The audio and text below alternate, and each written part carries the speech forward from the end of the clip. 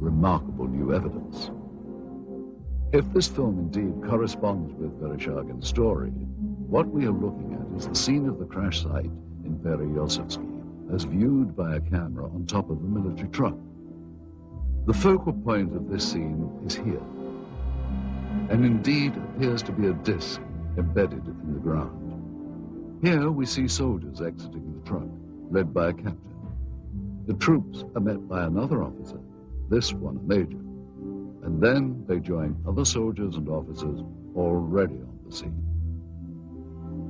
This footage is one of 4 reels of film acquired during our investigation.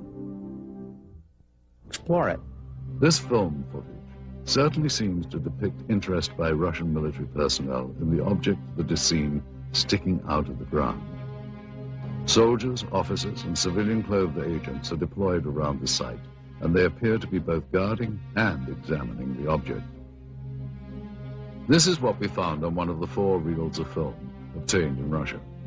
After viewing the footage, we were able to determine that it was most likely shot with 2 separate cameras. One apparently a handheld camera, which starts out on the approaching truck, and a second one seen here on a tripod. As the soldiers march past, you can see the cameraman turn to follow the troops. Here we cut to the other angle, the point of view from the tripod camera. And here you see the handheld camera as the truck pulls up. Both cameras change vantage points several times during the film, as if to get better views or perhaps under orders of a superior. From this angle, we see yet more troops arrive. Author Veniamin Vereshchagin described... Вы знаете, в дальнейшем события приняли более такой масштабный характер. По просьбе КГБ были привлечены... On the KGB request, the Soviet army... And here you see the man who is probably the head KGB agent directing the cameraman to point his camera toward the disc.